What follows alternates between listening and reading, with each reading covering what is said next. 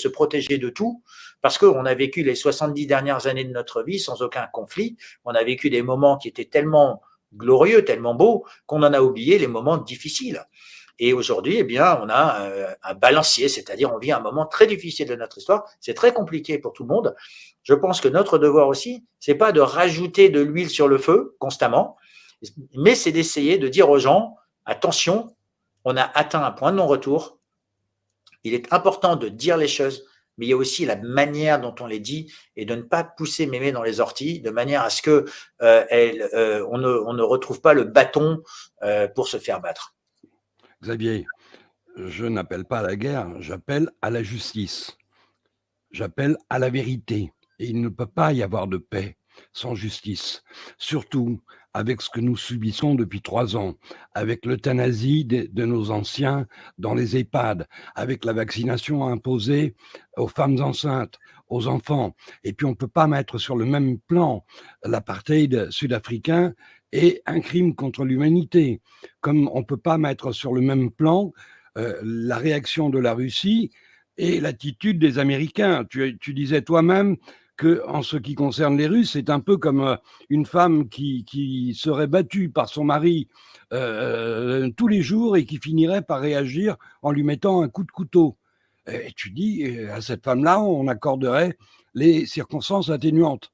Est-ce qu'on peut accorder des circonstances atténuantes à l'Occident dans le cadre de la Syrie, dans le cadre de l'Irak, dans le cadre de la Libye, dans le cadre du Yémen? On ne peut pas mettre les choses sur le même plan.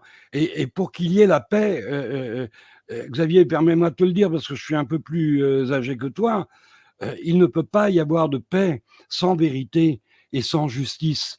Or, quand tu entends un avocat comme Maître Rainer Fulmich expliquer que obtenir un procès en Occident, ça tient du domaine de l'impossible parce que la justice est corrompue. Ce n'est pas moi qui le dis. Je ne fais que répéter les propos d'un grand avocat. Rainer Fulmich n'est pas un avocat de quartier. Il a fait condamner la Deutsche Bank comme organisation criminelle. C'est quand même un sacré étendard. Donc, quand un avocat de ce calibre s'exprime et qu'il dit « nous sommes dans le cadre d'un crime contre l'humanité », notre devoir de journaliste, c'est de dire, écoutez, comme tu le disais tout à l'heure, il y a un faisceau de présomption qui nous pousse à conclure que nous sommes dans le cadre d'une conspiration criminelle. Notre responsabilité de journaliste, c'est aussi de dire des vérités qui peuvent faire peur, naturellement. Mais sinon, on ne serait pas des médias indépendants, on serait des médias mainstream et on ferait de la manipulation de l'opinion publique. C'est pas le même jeu. C'est pour ça c'est pour ça que moi j'ai interviewé Fulmich, on a aussi republié les vidéos du grand jury autant que faire se peut. On en a même traduit certains de manière à ce que je puisse dûment informer. Donc mon travail, c'est d'amener cette information, d'aider les gens à se forger cette opinion, à leur dire cette information, elle existe.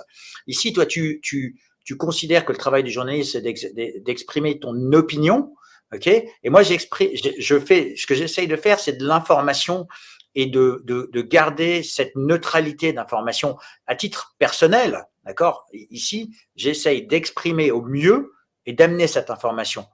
Donc déjà, rien que le fait de rendre cette information disponible devrait dire qu'on ne fait pas une sélection éditoriale, on la rend disponible, de manière à ce que le lecteur puisse se faire sa propre opinion. Et c'est ce qu'on essaye de faire. J'essaye pas de les persuader que j'ai raison, j'essaye de leur amener cette information de manière à ce qu'ils se fassent leur propre opinion. Et c'est ça où je considère que le devoir de médias indépendants et autonomes est. Après, mes éditos sont des opinions, donc j'exprime bien au travers de mes éditos tous ces éléments. J'ai même publié aujourd'hui un édito sur le complotisme pour essayer d'expliquer tous ces éléments-là. Et je vous invite à le lire parce que si on fait ce travail d'analyse, c'est pour que on puisse arrêter de nous dire qu'on est complotiste, parce qu'en fait, tout le monde est complotiste. C'est la norme d'être complotiste. C'est la norme de faire usage de ruse. Il y a toujours eu des complots dans l'histoire. Et donc, essayer d'expliquer aux gens que c'est normal de penser, avoir l'esprit critique et d'avoir des doutes, parce qu'on nous a appris comme ça, c'est déjà essayer de réconcilier les clans pour amener les gens à se poser des questions.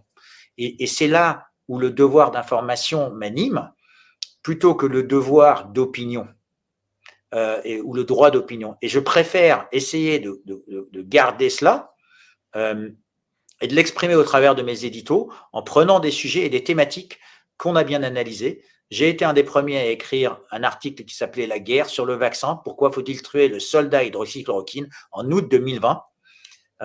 Donc, ça veut bien dire ce que ça veut dire, c'est qu'on a essayé d'analyser la guerre qu'il y avait sur le vaccin. C'était une compétition entre les États géopolitiques, la Chine, les positions. Donc, il y avait de la géopolitique et il y avait de la science.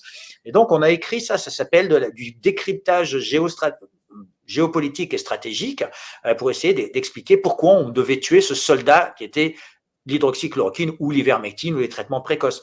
Donc, on a bien exprimé ces éléments-là, mais on ne les exprime pas d'une manière globale. Je pense qu'en emmenant chacun de ces points et en les associant, déjà, parce que c'est tellement complexe qu'on arrive à mieux expliquer les choses et à mieux éclairer les gens. Et c'est là où la preuve même qu'il existe des journalistes capables de respecter la charte de Munich. Bon, moi, tu sais bien, je n'ai pas d'ambition professionnelle. Hein. Je suis un vieux, je suis dans la dernière ligne droite de ma vie, donc je peux m'offrir le luxe de dire les choses un peu plus directement. Ce qui est important, c'est qu'effectivement, nous visons tous le même objectif, c'est la recherche de la vérité. Chacun à notre manière, Claude à sa manière, toi à ta manière, moi à la mienne.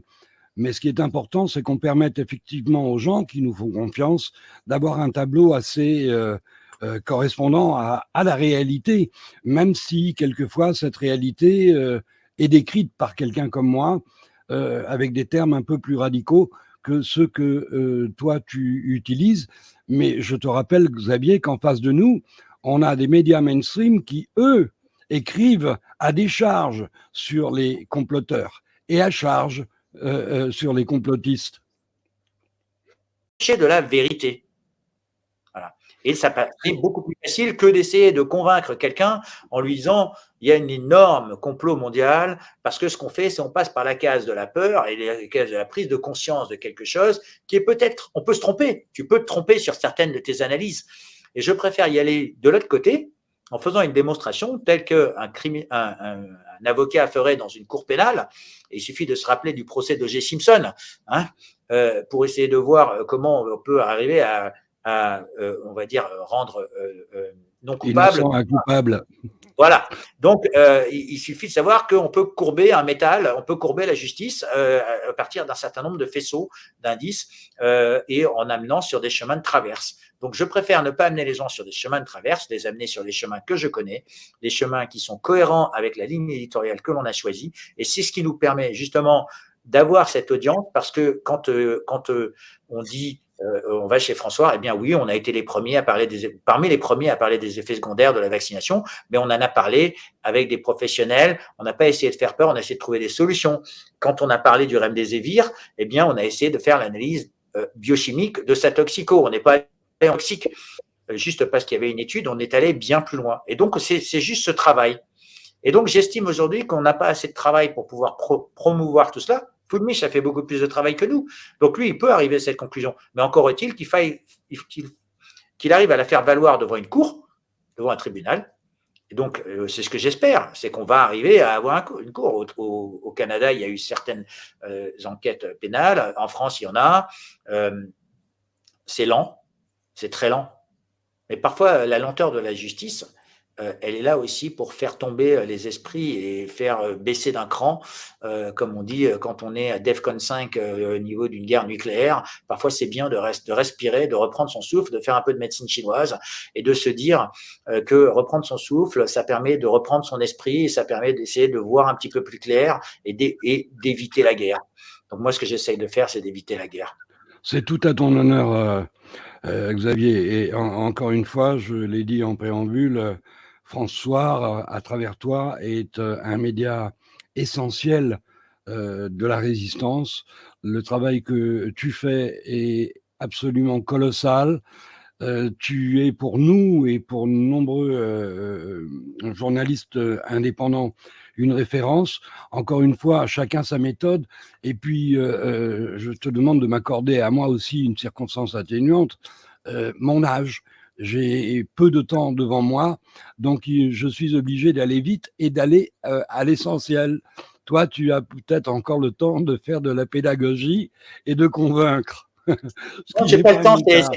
c'est pas un temps, c'est un devoir. Et je t'accorde tout à fait. Moi je t'accorde constance atténuante. Tout ce que je veux, c'est qu'on débatte et on ne dise pas que quelqu'un qui ne pense pas comme moi est tort. Et c'est ça qui me fait plaisir, c'est que là, on est capable de débattre. Et j'aimerais que ce débat, on l'étende. J'aimerais que, tu vois, il y ait quelqu'un qui ne pense pas comme nous et qui vienne nous dire non, ben, vous pensez pas comme moi et qu'on, justement, on ait ce débat. Le plaisir, c'est que là, on est capable de débattre. Et j'aimerais que ce débat, on l'étende. J'aimerais que, tu vois, il y ait quelqu'un qui ne pense pas comme nous et qui vienne nous dire non, ben, vous pensez pas comme moi et qu'on, justement, on ait ce débat. Parce que c'est de cela que naîtra la lumière.